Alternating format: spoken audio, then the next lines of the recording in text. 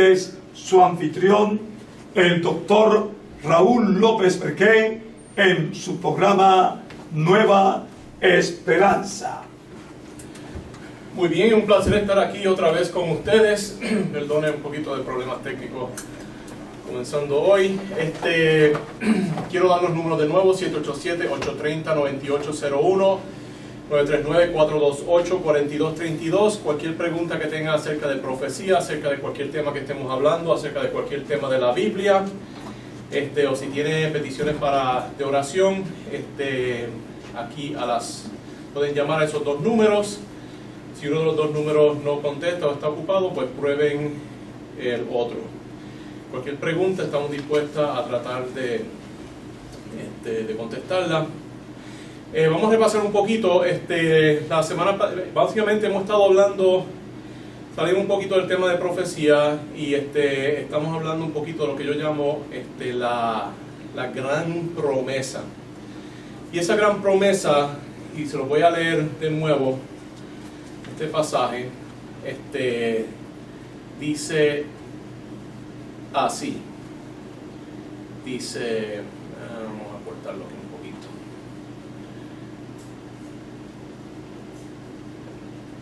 Se encuentra en Deuteronomio,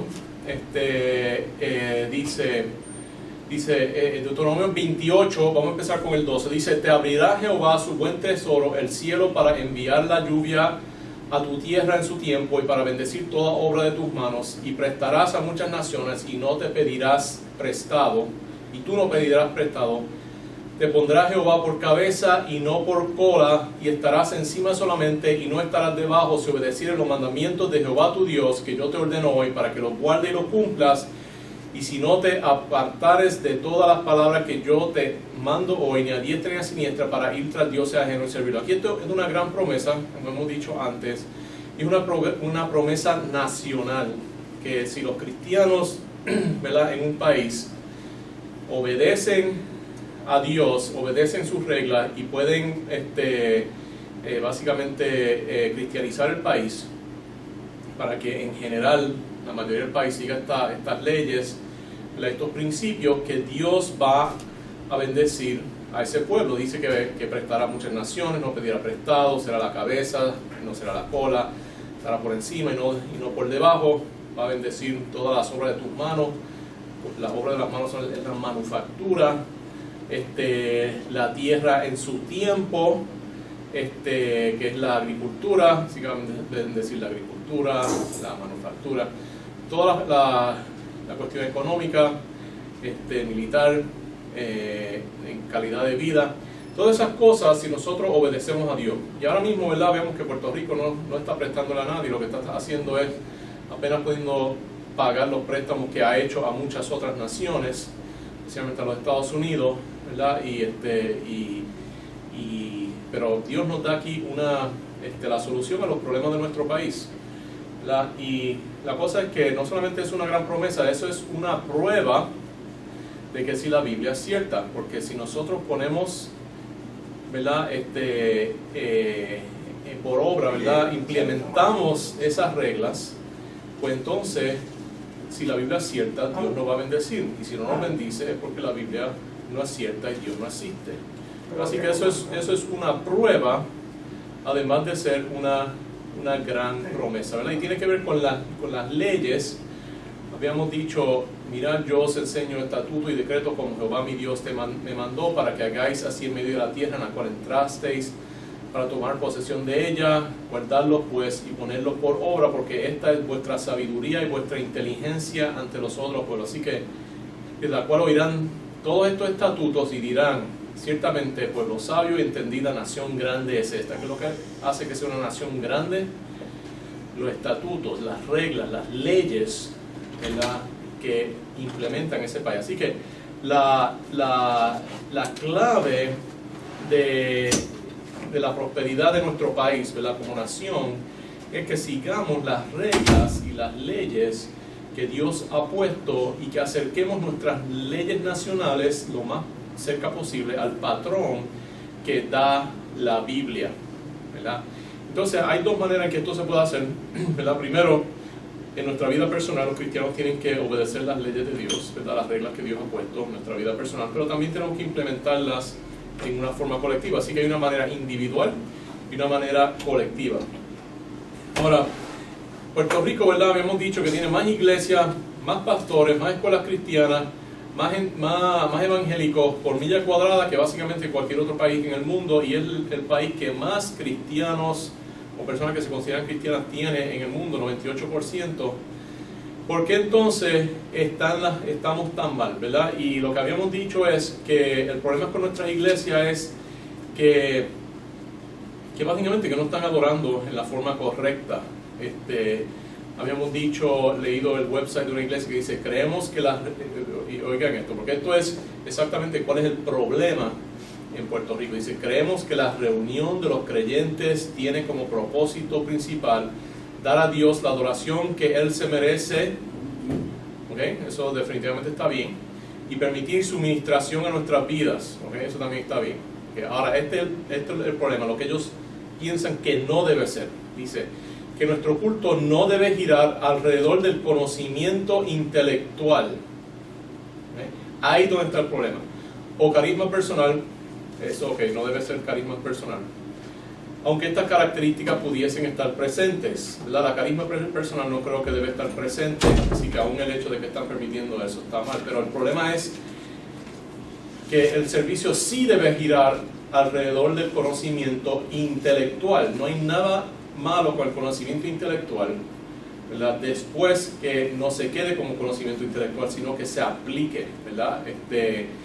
Y entonces estábamos viendo, ¿verdad? Que la cosa es que Dios busca ciertos adoradores. Dice en Juan 4, 22, 23 al 24, dice, mas la hora viene y ahora es cuando los verdaderos adoradores adorarán al Padre en espíritu y en verdad. Porque también el Padre de tales adoradores busca que le adoran. Dios es espíritu, los que le adoran en espíritu y en verdad es necesario que le adoren. Así que Dios busca en espíritu y en verdad. Y entonces el espíritu es aquello que distingue al ser humano de los animales, ¿verdad? Los animales pueden tener emociones, pero los animales no piensan, no tienen intelecto, ¿verdad? Y la verdad es lo que el intelecto contiene. Así que, ¿qué es la adoración que quiere Jesucristo? La adoración que tiene que ver, ¿verdad? La verdad es conocimiento, una forma de conocimiento. Y el espíritu se compone mayormente del intelecto. Así que lo que Dios quiere es lo que esta iglesia no quería, es conocimiento intelectual. ¿Okay? Así que esta decía que nuestro culto no debe girar alrededor del conocimiento intelectual. Ahí está el problema. Sí debe girar alrededor del conocimiento intelectual. Entonces, ahora, obviamente ese conocimiento debe aplicarse, pero sin que haya conocimiento para comenzar no se puede aplicar, ¿verdad? Habíamos dicho la historia de un profesor de economía que tenía unas clases bien aburridas, nadie iba, y entonces empezó a invertir y usar sus propios principios y entonces se hizo millonario. Y entonces cuando la clase se llenó, ¿verdad? No cambió mucho, excepto que daba algunos ejemplos, pero lo que le daba ahora credibilidad es que él se hizo el millonario, ¿verdad? Y sus principios funcionaron. Pero como quiera estaba enseñando lo mismo, estaba enseñando conocimiento intelectual, pero conocimiento intelectual que funciona, ¿verdad? No hay nada malo con conocimiento intelectual.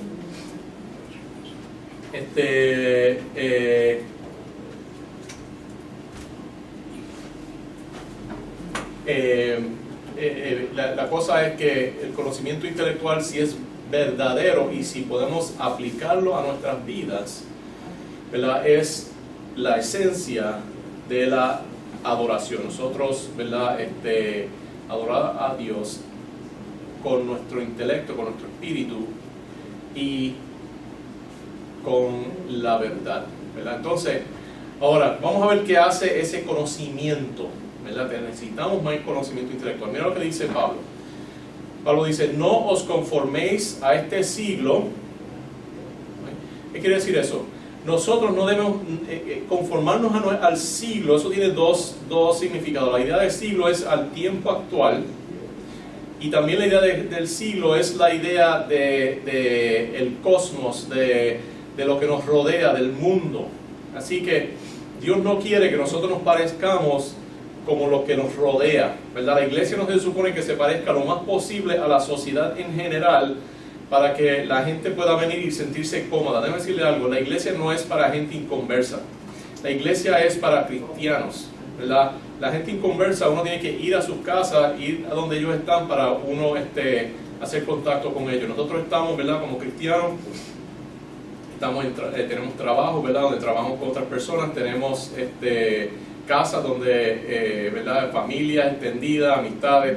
Tenemos contacto con, ¿verdad? Con personas que no son creyentes, y podemos ir, ¿verdad? A distintas actividades, podemos también ir a evangelizar, ¿verdad? Casa por casa.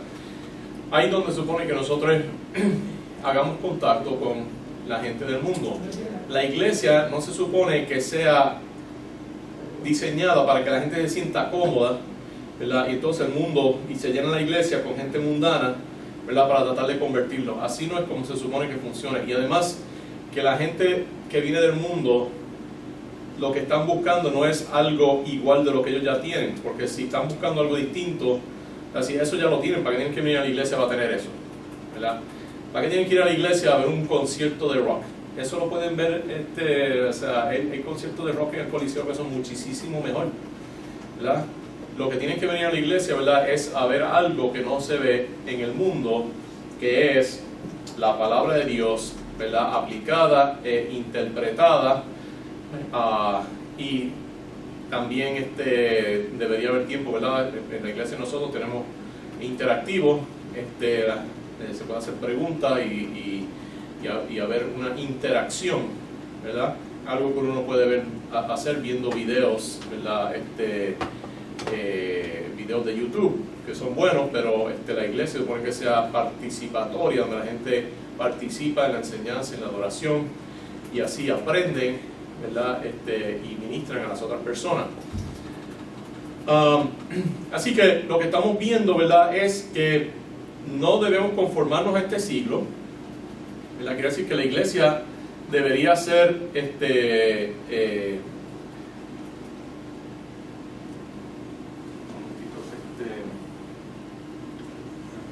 la iglesia debería ser distinto. Y denme un break porque se me desconectó la computadora y se me apagó un segundo.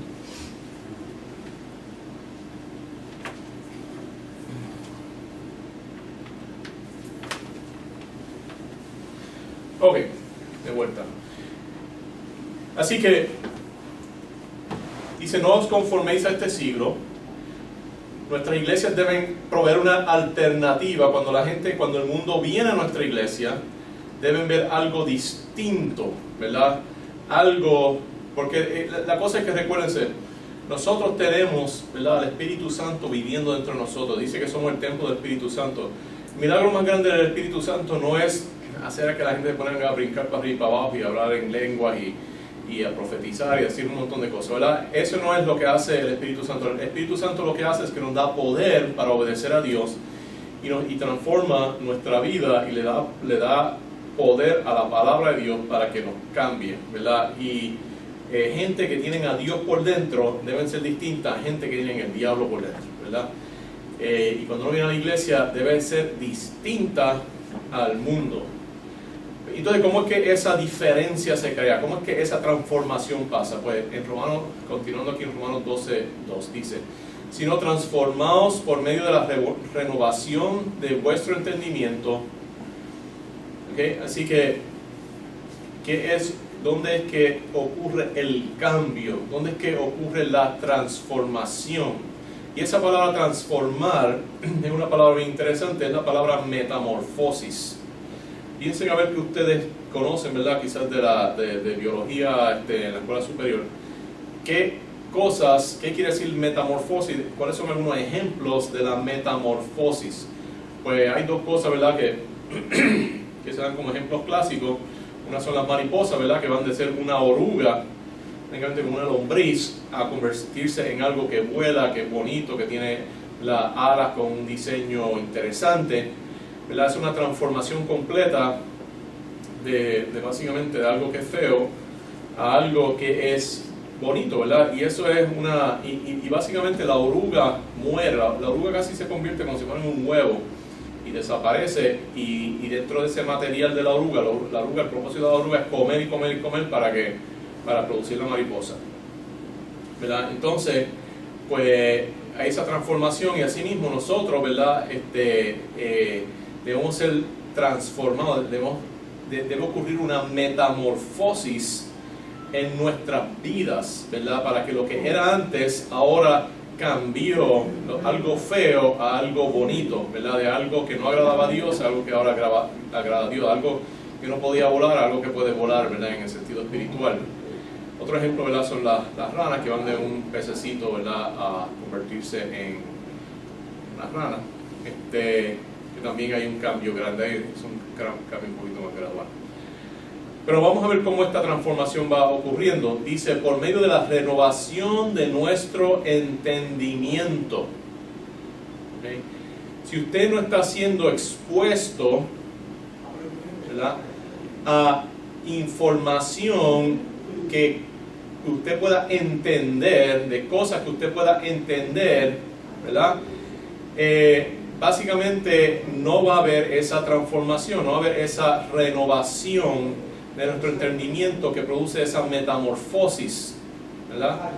Dice, para que comprobéis cuál sea la buena voluntad de Dios, agradable y perfecta. Y quería decir otra cosa, cuando dice conforméis a este siglo, la idea es, la idea de conformar es la idea de básicamente ponerle un patrón.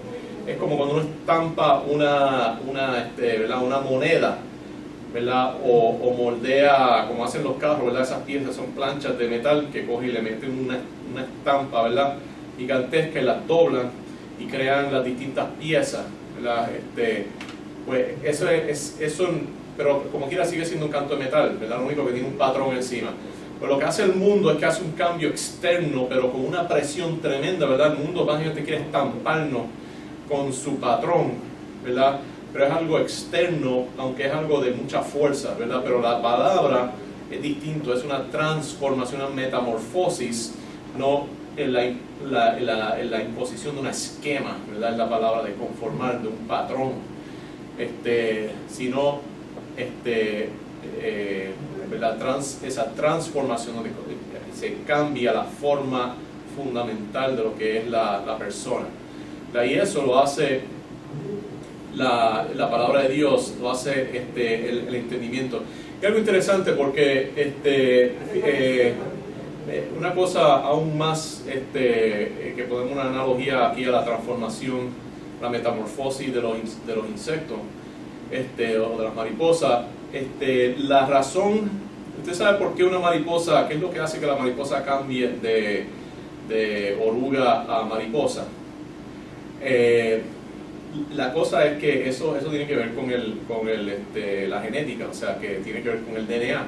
El DNA es una cadena, es una molécula bien larga que contiene información, contiene la palabra de Dios, ¿verdad? Porque Dios la puso ahí, son palabras, ¿verdad? Son genes y son instrucciones, ¿verdad? Así que los cromosomas y los genes y el DNA, el ADN, ¿verdad? ¿Cómo se dice en español? El ADN contiene instrucciones, ¿verdad?, para transformar a la oruga en una mariposa. O sea que son esas instrucciones, esas palabras, ¿verdad?, que Dios ha puesto ahí, podemos llamarlos palabras, la palabra de Dios que está dentro de esa oruga, que se activa en un momento, ¿verdad?, y transforma la oruga en una mariposa, y es información, ¿verdad?, lo que está contenido ahí. De la misma forma, nosotros ahora de momento pasamos de tener la genética del diablo, ¿verdad?, la información, los consejos del diablo y el control de nuestro cuerpo, ¿verdad?, que nos controla, ese cuerpo animal que tenemos, ahora a ser controlado por la genética de Dios, ¿verdad?, el ADN de Dios, que es lo que es la palabra de Dios, ¿verdad? Así que, pero no es solamente cuestión de, por ejemplo, uno puede leer la Biblia todo lo que uno quiera y no le hace absolutamente nada, uno tiene que entenderla y absorberla y aplicarla a nuestras vidas, ¿verdad? Y entonces si hacemos eso, porque esto nos pasó, somos transformados por medio de la renovación. La renovación es hacer nuevo, ¿verdad?, nuestro entendimiento. La gente piensa, ¿verdad?, que la iglesia eso es anticuada. Me recuerdo que después del huracán de Haití, los hechiceros de vudú dijeron que los cristianos que estaban allí ayudándolos, que eso es una religión medieval. ¿Cómo hacer que los hechiceros, gente que son brujos, algo más medieval que eso no existe, ¿verdad? Porque fue la época medieval, porque entraron todas esas tribus paganas con su hechicería y su brujería y sus cosas, que causaron el colapso del Imperio Romano. Pues algo más medieval no puede haber que el vudú, ¿verdad? Y esas cosas, pero el cristianismo no es anticuado, ¿verdad? Puede ser que sea bien antiguo, pero lo que hace es que renueva, hace que las cosas crezcan de nuevo, que broten, que tengan vida. Lo que está muerto y anticuado y medieval es el mundo, ¿verdad? Que no hay nada nuevo en el mundo. Básicamente todo lo que uno ve en el mundo, todo eso, ¿verdad?, es lo que siempre ha habido, la inmoralidad y todas esas cosas. Eso puede ser que parezca bien nuevo, ¿verdad? Pero eso, los romanos eran expertos en eso. O sea, todas esas barbaridades, eso es lo que es antiguo, ¿verdad? Eso siempre se ha hecho. Así que la palabra de Dios nos renueva, ¿verdad? Nos hace nacer de nuevo, nos hace jóvenes de nuevo, ¿verdad? Nos quita ¿verdad? ¿Cuál es la palabra? Esa esclerosis, ¿verdad?, de nuestro ser, que nos petrifica y nos vuelve a ser, ¿verdad?, como una persona nueva, ¿verdad? Uno cuando ya va llegando, ya pasa de los 30 por bastantito, pues uno quisiera, ¿verdad?, encontrar algo que renovara nuestro cuerpo, pero podemos renovar nuestro entendimiento, y entonces como resultado de eso, entonces comprobamos, ¿verdad?, ahora sabemos cuál es la voluntad de Dios, agradable y perfecta. Yo soy esta persona, ¿verdad? A mí Dios nunca me ha dicho que haga una cosa o que no haga otra cosa, ¿verdad?, directamente. Hay gente que reclama que Dios le habla directamente, ¿verdad? Yo le diría que tiene que estar bien seguro que eso sea cierto, ¿verdad?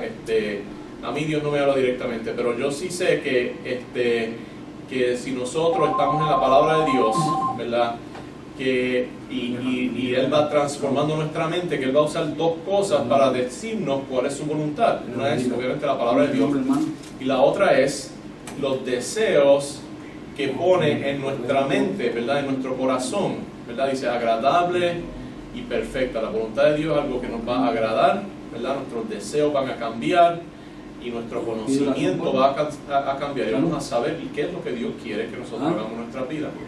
Quiero dar los números de nuevo. Si alguien tiene comentarios, críticas, 787-830-9801, 830-9801, 939-428-4232, 939-428-4232. Así que si nosotros queremos saber qué es lo que Dios quiere que hagamos, tenemos que permitir que Él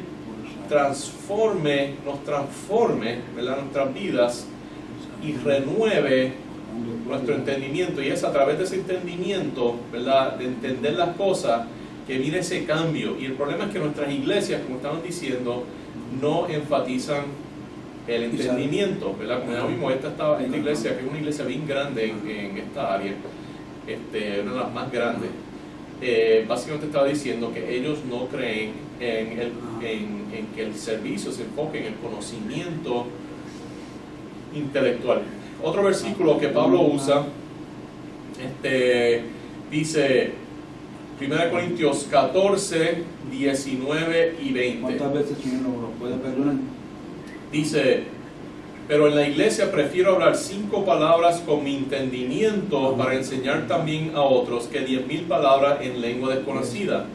Hermano, no seáis niños en el modo de pensar, sino sed niños en malicia, pero maduros en el modo de pensar. ¿Okay? Así que aquí habla que Pablo quiere ¿no? hablar con su entendimiento, ¿verdad? Y quiere hablar con su entendimiento ¿para qué? Para comunicarle ese mismo entendimiento, ¿verdad?, a los oyentes. ¿Qué es el entendimiento? La palabra aquí griega es nous, que quiere decir la mente o el intelecto. Así que lo que Pablo está diciendo aquí es que en la iglesia él prefiere hablar con el intelecto para poder enseñar. Dice, ahora, cuando estamos hablando de palabras que salen del intelecto, ¿qué es lo que se está enseñando? ¿Verdad? ¿Qué contienen palabras que son productos del intelecto? ¿Verdad? Pues es conocimiento, ¿verdad? No es energía, no es emociones, no son melodías, no es música, ¿verdad? Es conocimiento. Así que, ¿qué es lo que está Pablo diciendo? Que él dice que él prefiere comunicarse con el conocimiento intelectual en una iglesia que hablar en lenguas. Eso es exactamente lo opuesto a lo que dice esta iglesia que se llama cristiana y que es típico de muchas iglesias en Puerto Rico. Ahora Pablo aquí dice, ¿verdad?, que no seamos niños en nuestra forma de pensar. Quiero dar los números otra vez: 787-830-9801. Han estado llamando para peticiones.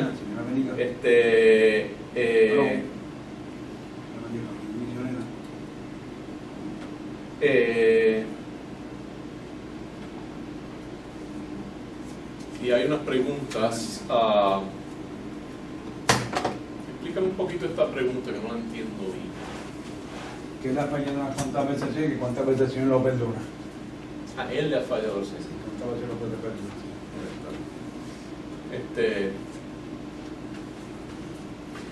Ok, así que vamos a seguir y dentro de unos minutitos te contestamos una pregunta que alguien puso, una pregunta muy importante. Pablo dice, ¿verdad?, que no seamos niños en nuestra forma de pensar, ¿verdad? Ahora, ¿qué es lo que hacen los niños, ¿verdad? Cuando uno mira a la manera que piensan los niños, ¿verdad?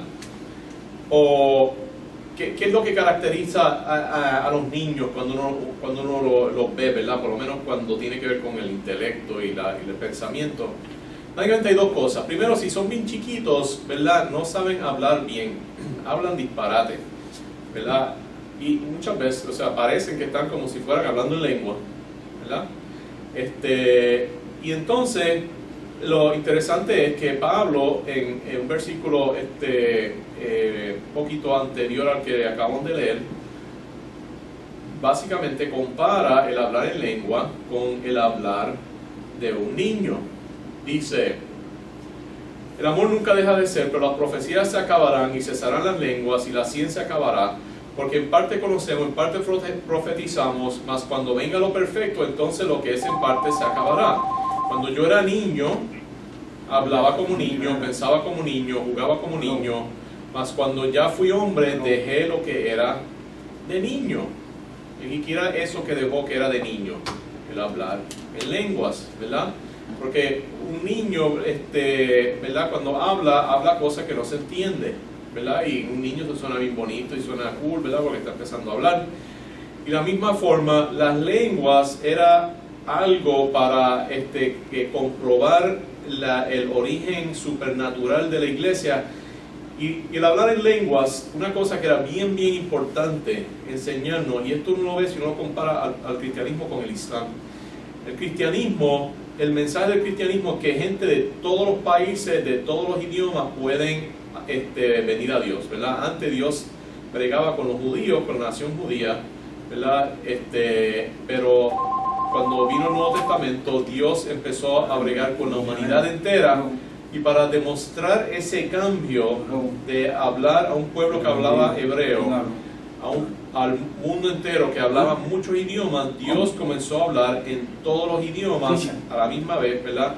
para que la gente se diera cuenta que Dios fue de los hebreos a toda la gente del mundo, ¿verdad? Y por eso es que tenemos la Biblia traducida a todos los idiomas. El Corán no se traduce.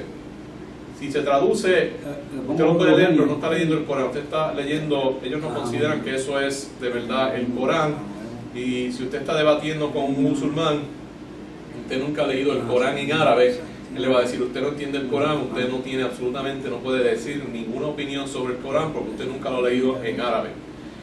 Nosotros no creemos eso. En cuanto a la Biblia, pensamos que, ¿verdad?, las traducciones que tenemos de la Biblia son traducciones, ¿verdad?, que la palabra de Dios se ha hecho en una forma que es traducible, y cuando la traducimos la esencia y una gran parte de todo lo que dice se traduce, ¿verdad? Y podemos estar confiados que lo que estamos leyendo en esas traducciones, ¿verdad?, es la palabra de Dios. No es que sea un 100%, ¿verdad? Usted mira una película que se hizo en inglés y la oye en español, no va a ser el 100%, pero, ¿verdad?, de la misma forma, la gran mayoría de lo que está ahí viene. Y eso era el propósito de hablar en lenguas, ¿verdad? Pero el problema con hablar en lengua es que si alguien habla en lengua no se entiende, ¿verdad? Y lo que Dios quiere es que entendamos, ¿verdad? Y entonces, otra cosa, ¿verdad?, que caracteriza a los niños es eso mismo. Los niños no piensan, ¿verdad? Los niños son impulsivos, ¿verdad?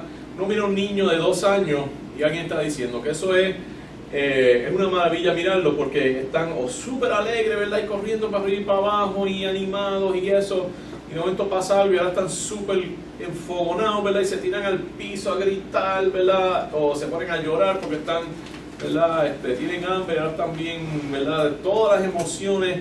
Tener un poquito de hambre es el fin del mundo y tienen una tristeza, ¿verdad?, y sí, por favor. ¿Verdad? Y bregan con las emociones, ¿verdad?, pero no bregan mucho con el cerebro. Y entonces en la escuela, cuando le estamos enseñando a pensar, ¿verdad?, que incluye aprender a leer, escribir, la matemática, los números, calcular, ¿verdad?, todas esas cosas son las destrezas que usan nuestras mentes, ¿verdad? No se le puede apelar a los niños, ¿verdad?, con esas cosas y decirle, mira, estudia esto para que cuando seas grande puedas ser una persona productiva y todo eso. No, hay que, ¿verdad?, ponerle florecitas y animalitos para que se sientan bien, y cuando hacen, ¿verdad?, leen algo, uno le aplaude, le da una estrellita, ¿verdad?, y así se sienten bien y contentos, ¿verdad? Y eso es lo que hace un niño. Un niño habla disparate y siente las cosas, ¿verdad? Es hiperemocional, ¿verdad? Y muchas de las iglesias en Puerto Rico, eso es lo que caracteriza a las iglesias. Se ponen a decir muchos disparates, cosas que el pastor dice que Dios le dijo, y son súper emocionales, ¿verdad? La gente sale con un high emocional, ¿verdad? Pero el problema es que no, ese high emocional se va, y entonces vuelven a sus problemas de la casa, problemas con la esposa, con los hijos, problemas de los que no tienen dinero, problemas de la sociedad, los huracanes, y se fue el agua, ¿verdad? Y entonces se va el high emocional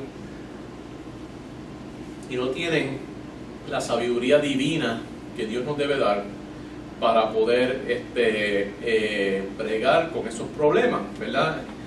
Cómo corregir esos problemas en nuestras vidas, ¿verdad? Problemas personales, individuales, a nivel personal, y problemas colectivos que, ¿verdad?, compartimos esta tierra con mucha otra gente, y lo que hace mi vecino afecta lo que yo hago, y lo que hace el gobierno afecta mi vida, ¿verdad? Y nosotros tenemos la solución para esos problemas. Voy a tomar un minutito para contestar algunas preguntas y entonces continuamos. Alguien, y si usted menciona su nombre, yo voy a mencionar su nombre. Dice Roberto Rodríguez, de Orlando, y agradezco mucho que ¿verdad?, que se está oyendo. Están oyendo de distintos sitios, ¿verdad? Eso es un tremendo, ¿verdad? La tecnología es algo maravilloso que nos permite poder alcanzar a mucha gente, aunque también, ¿verdad?, permite que el mal se riegue, pero también permite que el bien se riegue. La pregunta es, ¿cuántas veces Dios nos perdona cuando nosotros le hemos fallado?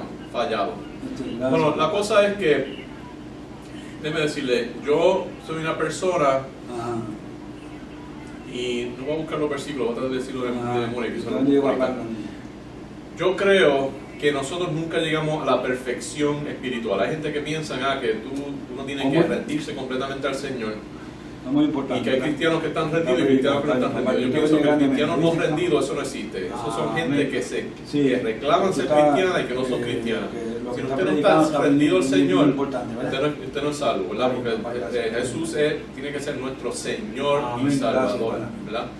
Así que, pero aún si estamos rendidos, nosotros nunca vamos a ser 100%. Dice, el que dice que no tiene pecado miente y la verdad no está en él. Es más, déjeme tratar de buscarlo aquí.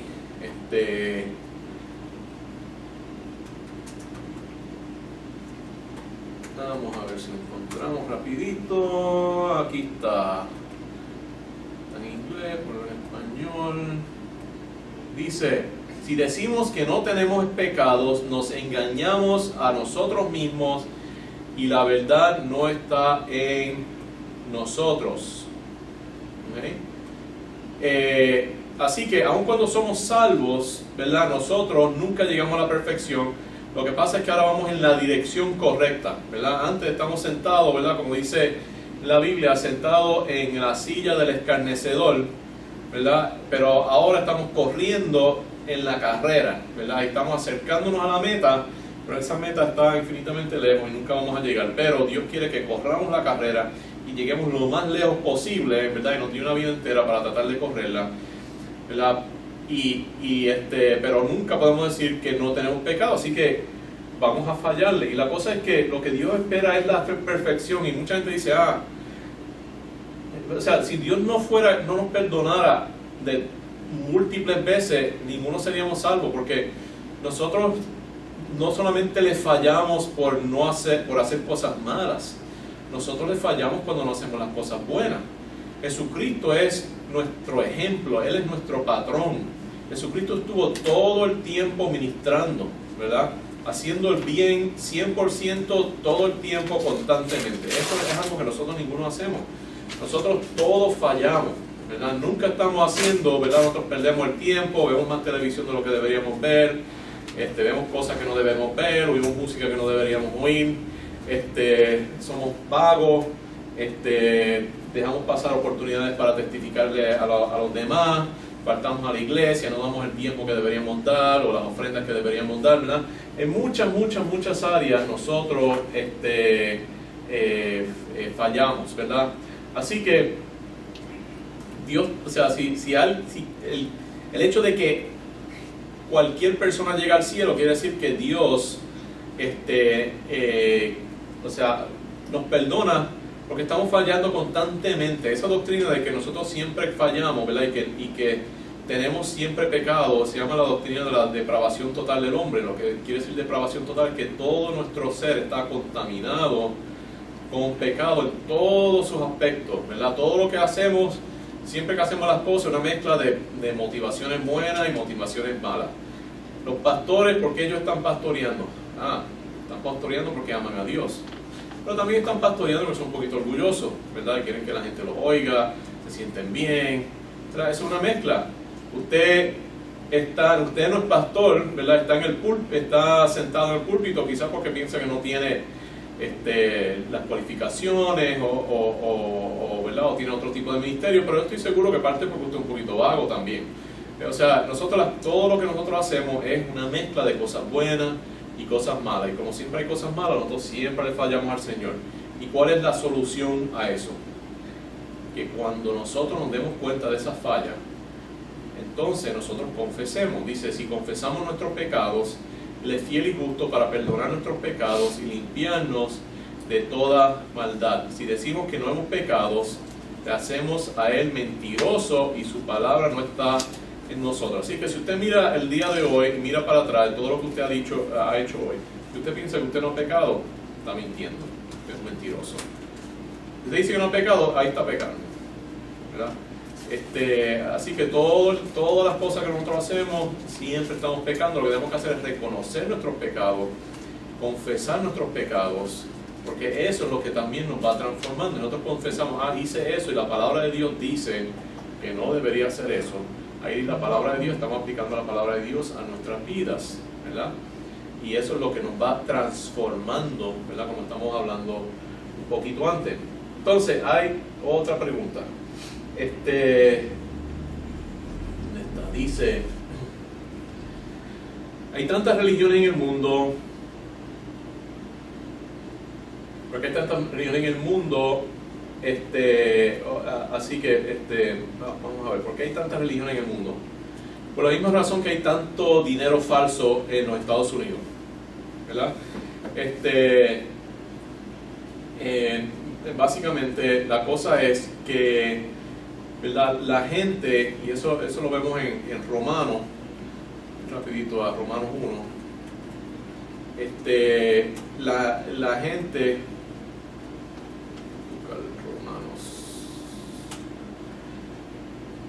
dice,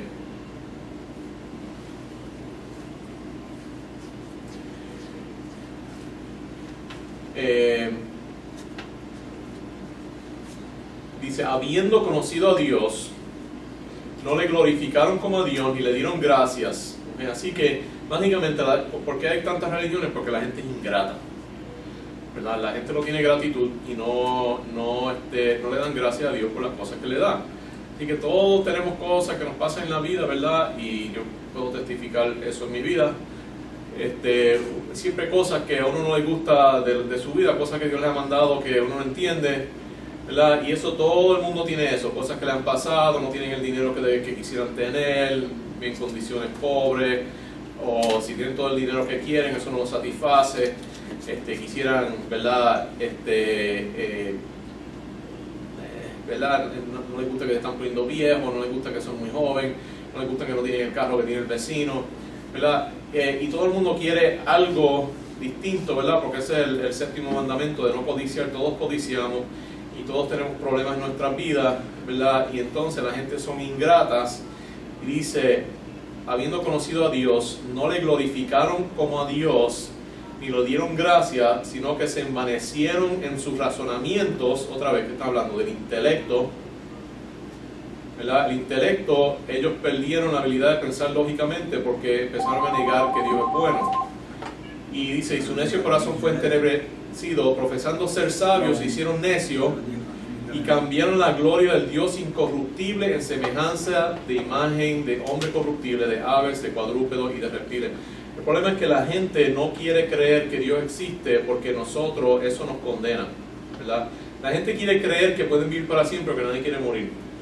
Pero la gente sabe que si hay un Dios, que nosotros no estamos llegando, ¿verdad? Si todos tenemos pecado, y si hay un Dios, hay un juicio, ¿verdad? Y la gente vive en ese temor de un juicio, pero no quieren negar que Dios existe, porque entonces eso quiere decir que no hay propósito en la vida, porque no hay una vida, no tenemos vida eterna y todo se acaba. Así que lo que hace la gente es que crea un sistema, un invento, ¿verdad? Basado en la adoración de la creación de Dios, ¿verdad? De una forma o de la otra, el espíritu o las vacas o la mente o lo que sea, hacen algún tipo de ídolo, ¿verdad? Y se ponen a adorar ese ídolo, y ese ídolo puede ser una idea, puede ser un concepto, ¿verdad?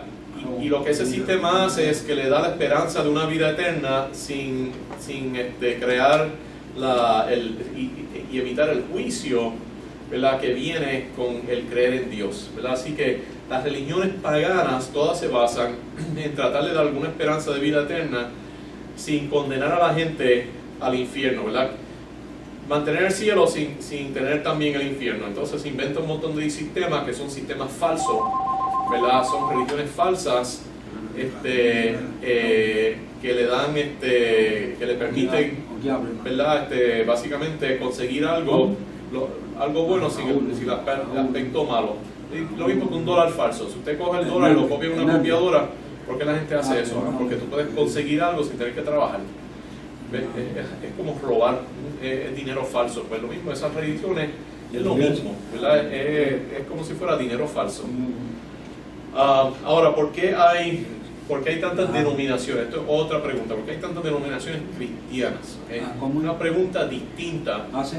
Porque cuando uno dice religiones, yo estoy asumiendo que son religiones que estamos hablando de cosas distintas al cristianismo. Ahora, ¿por qué? Y esa es la contestación para eso. Pero, ¿por qué hay distintas denominaciones cristianas? Bueno, en parte es la misma, ¿verdad? Porque hay religiones cristianas que son más estrictas, otras que son menos estrictas, unas que creen más en Dios y otras que creen menos en Dios. Más en la Biblia, menos en la Biblia. Pero en general, la razón que hay distintas denominaciones es porque la verdad casi siempre viene balanceada con dos verdades opuestas. Por ejemplo, nosotros creemos que Dios es uno y que Dios es tres. Son dos verdades que tienden a, ¿verdad? Se balancean en la doctrina de la Trinidad.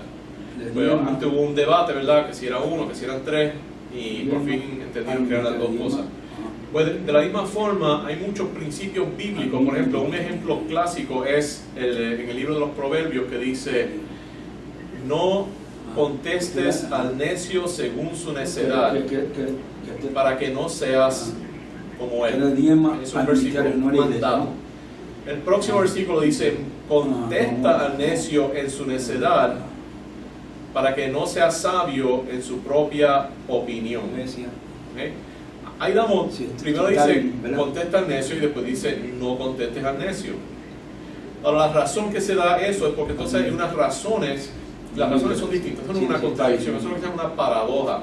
Paradoja quiere decir que hay dos reglas, ¿verdad?, que se pueden aplicar en una situación, que cuando el necio da su necedad, hay dos reglas distintas que aplican, ¿verdad? Y entonces, ¿cuál de las dos uno aplica, ¿verdad? Porque uno no puede contestar y no contestar, ¿verdad?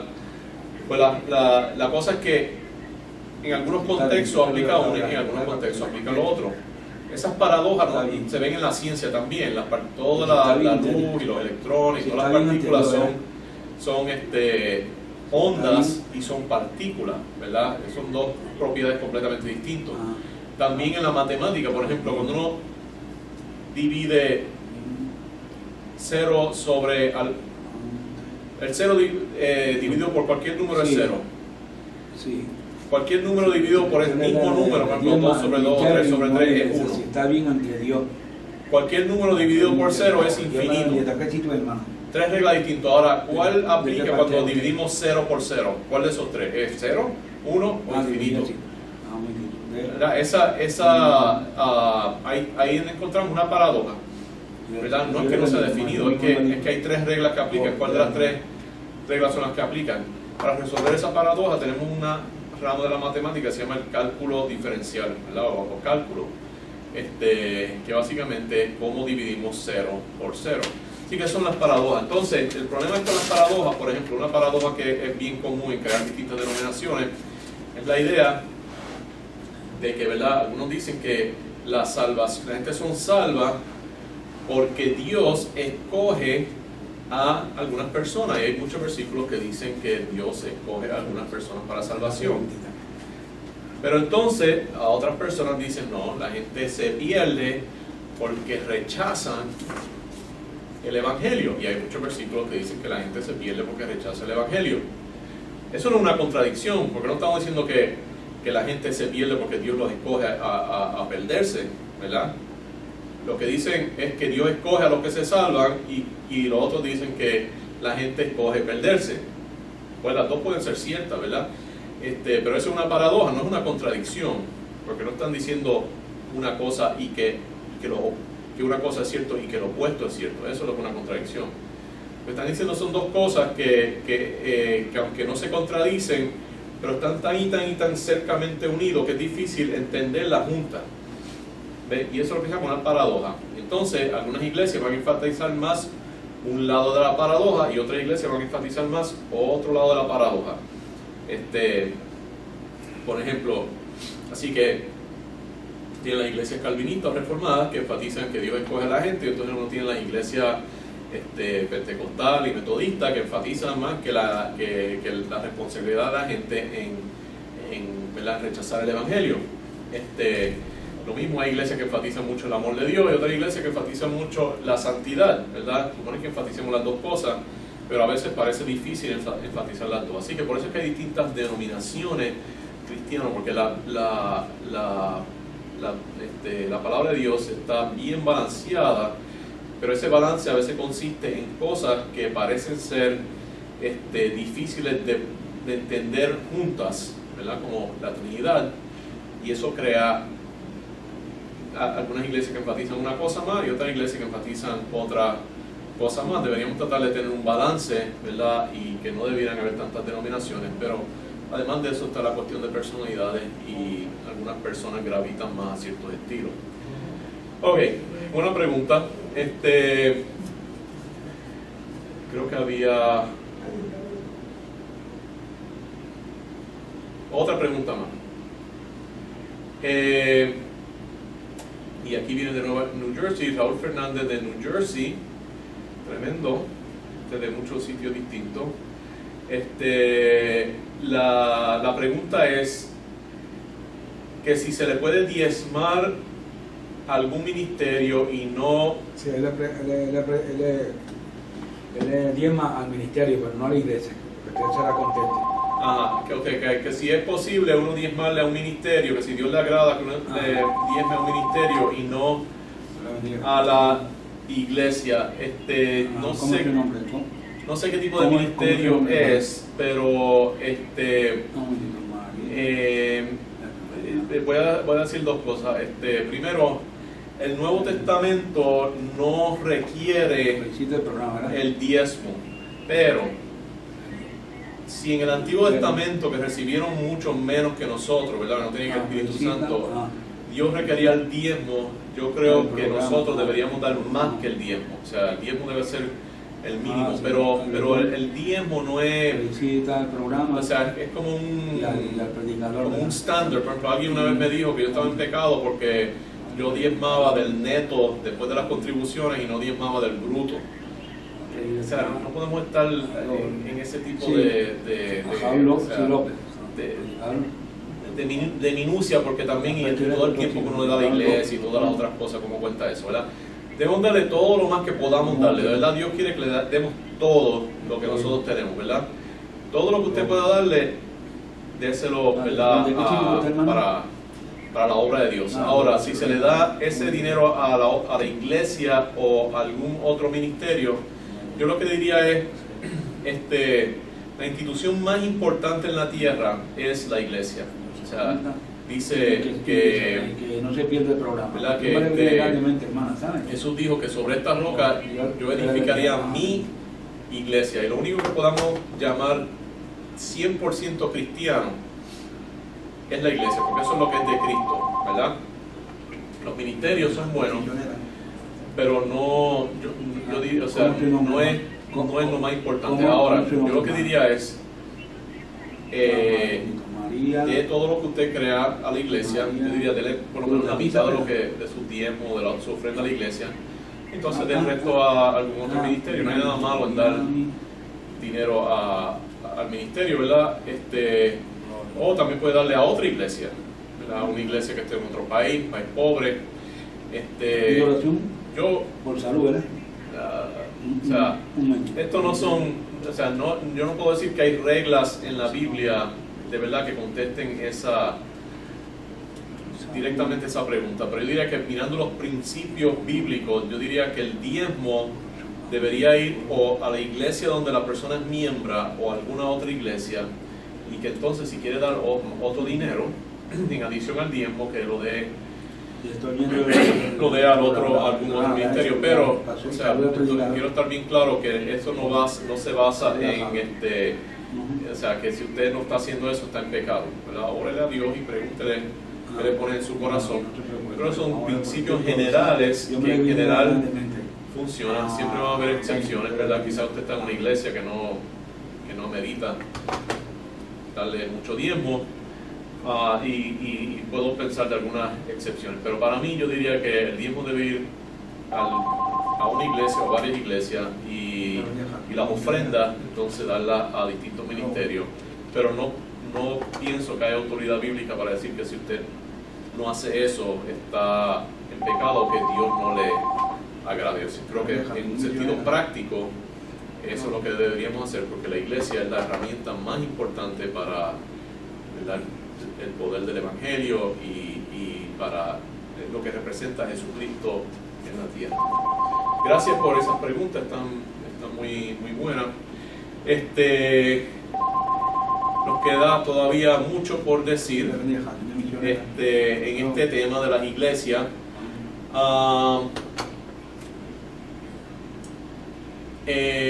Quería terminar un poquito, volver al tema y entonces continuar después, pero quiero en los próximos 5 minutitos de lo que estábamos diciendo, ¿verdad?, de las emociones y la... Entonces, Siga el tiempo, vamos a ir un ratito. Dice, estamos hablando, ¿verdad?, que los niños, ¿verdad?, se caracterizan porque lo que hacen es sentir, ¿verdad?, no piensan y cuando hablan, ¿verdad?, lo que hablan muchas veces son disparates, eso representa lo que están pensando. Entonces la iglesia de Puerto Rico se enfoca en esas dos cosas, en hablar en lengua y en hiperemocionalismo, ¿verdad? Y yo diría que deberíamos, ¿verdad?, Pablo, ¿verdad?, yo pienso que esos versículos están diciendo que eso correspondía a un periodo de infancia de la iglesia, pero que cuando viene lo perfecto, que hay debate que es lo perfecto, yo pienso que en la Biblia, en un sentido que lo perfecto también es la segunda venida de Jesucristo, y también podemos decir que es la eternidad, distintos pasos a la perfección, pero yo creo que un paso bien importante en la perfección es cuando se completó la Biblia, porque ahora la Biblia tenía esa aprobación, se podía probar, se podía examinar, se podía estudiar, podemos decir, esta es la palabra de Dios, hay pruebas, se puede traducir a distintos idiomas. Y cuando vino la Biblia tomó el lugar de las lenguas, de la profecía y de la ciencia, cuando vino el Nuevo Testamento, ¿verdad?, y se completó el canon del Nuevo Testamento.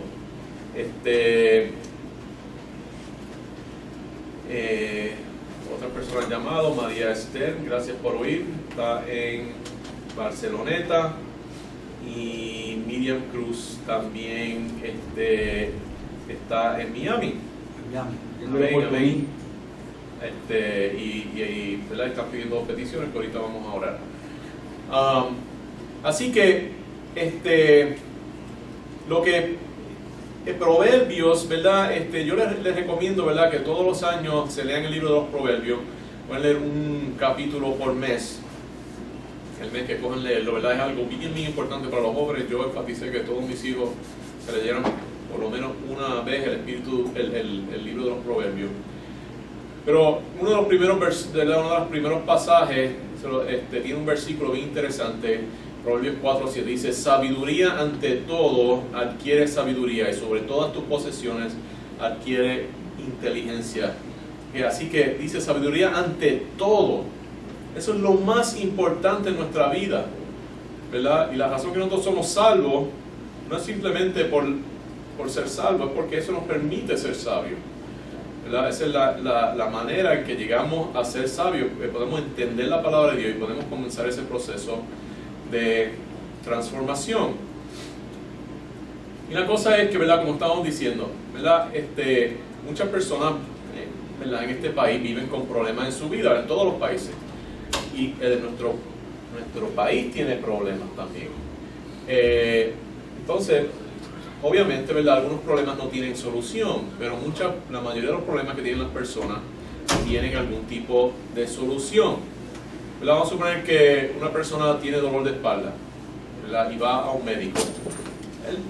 De verdad, lo que la persona quiere no es que le den un narcótico para quitarle el dolor. Lo que quiere es que le arreglen la espalda para que pueda funcionar como debería funcionar sin dolor, ¿verdad?, con ejercicio, con cirugía, ¿verdad?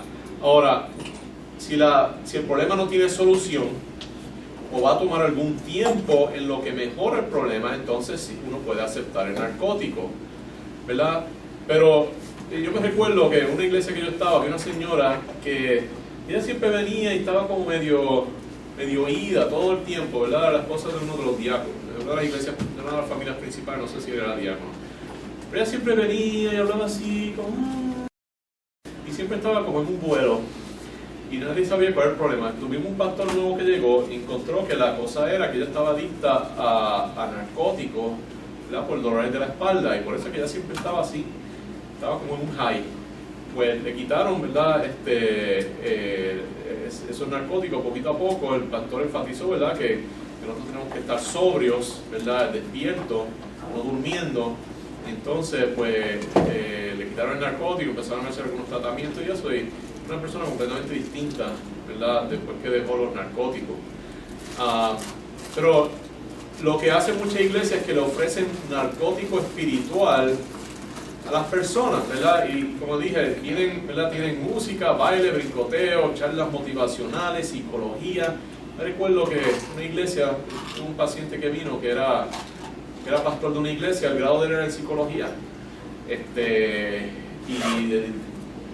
Y él decía que eso era una tremenda preparación para uno ser pastor. Pues, o sea, no hay nada malo con... Bueno, la psicología tiene su lugar, ¿verdad?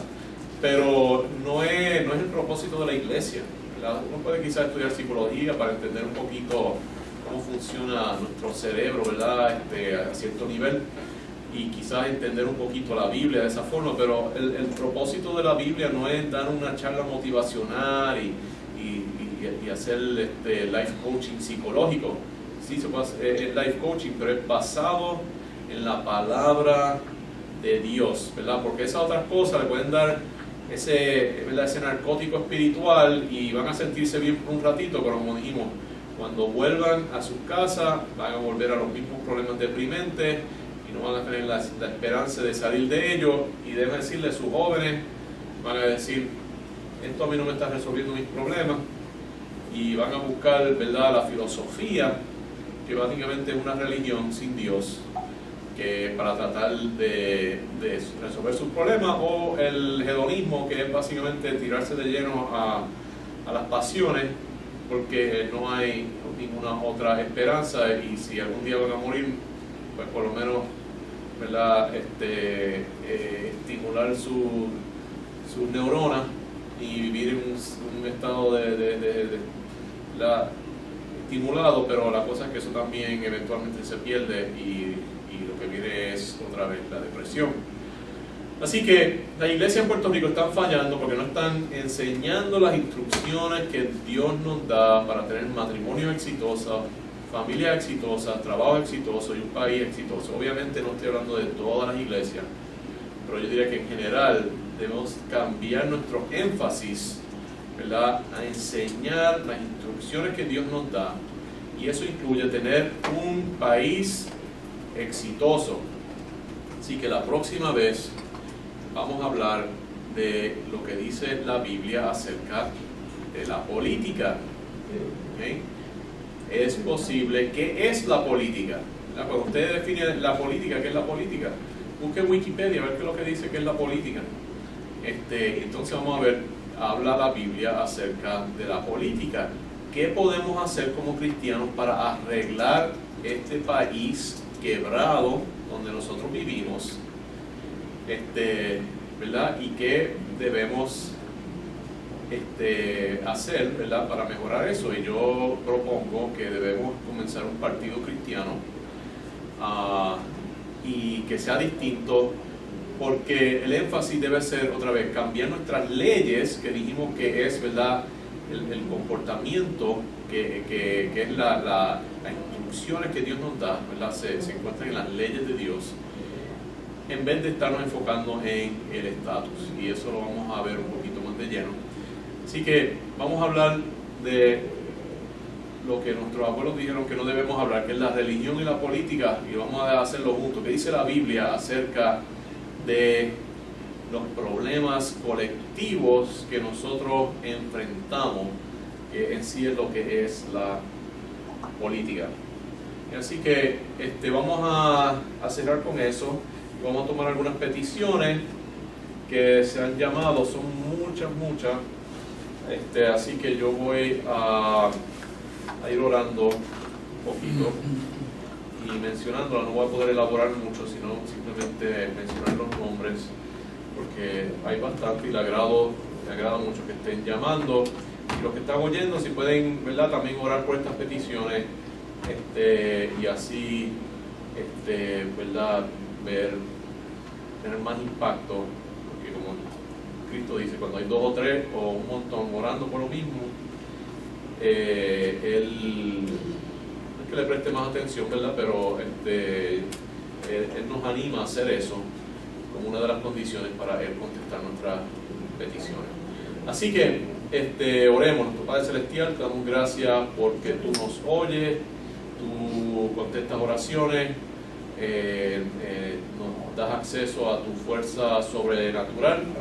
Te pido por estas personas que han llamado, te pido por María Cruz en Miami, Florida, que pide oración por la salud de ella y por la salud de su familia. Le pido por Rafael Barreto, que pide oración por su familia, la familia Barreto, la familia Tavares. Me imagino que es la familia Tavares que son dueñas son dueñas de este ministerio de programación radial. Por, creo que es Pino o Piro. Piro, ¿quién es ese? Yo, que no te olvides. ¿Usted? Sí. Ok.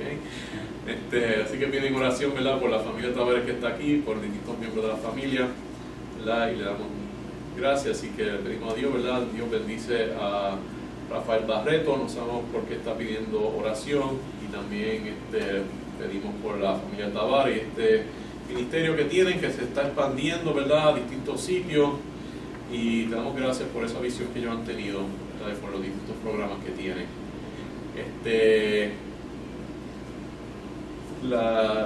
También tenemos petición por Julio César Pérez, que pide oración por él y su esposa y sus hijas. Pedimos Dios que los bendiga, caminen a sus hijas, ¿verdad?, en los caminos del Señor, que sean grandes mujeres de Dios y tú las uses de una forma especial. Y también por Rafi Martel, su esposa y sus hijos, también lo mismo, que nos ayudes a ser una familia unida, con los roles como Dios manda, sean un ejemplo al mundo, y que sus hijos también crezcan en los caminos del Señor y que lleguen a ser siervos efectivos en el futuro. Pedimos por Roberto Rodríguez, que pide oración por su esposa Norma, que tiene problemas de salud. Pido que la levantes, que la ayudes. No sabemos qué problema tiene, pero que a través de esta dificultad tú hables a ella. ¿Alguien llamó o estos son que han llamado durante la semana? Y te pido también por distintas personas que han llamado durante la semana pidiendo oración. Simplemente lo voy a mencionar. Pido Dios que los bendiga a Chelsea, su esposo y sus hijos, a Juan Arroyo, a Kiri y a Toño,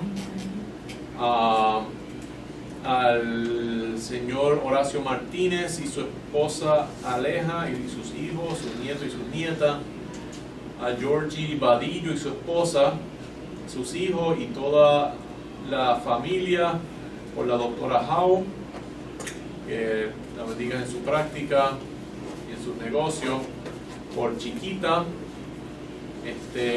por Tito Acevedo y su esposa Cheli y sus hijos y sus nietos y sus nietas, por Dulce María Acevedo, que pide oración por sus hijos, sus nietos y sus nietas, por Ivonne, su esposo y sus hijas, por Dori Valentín Aida Acevedo, por Apo y Doris, que los bendiga de una forma especial, por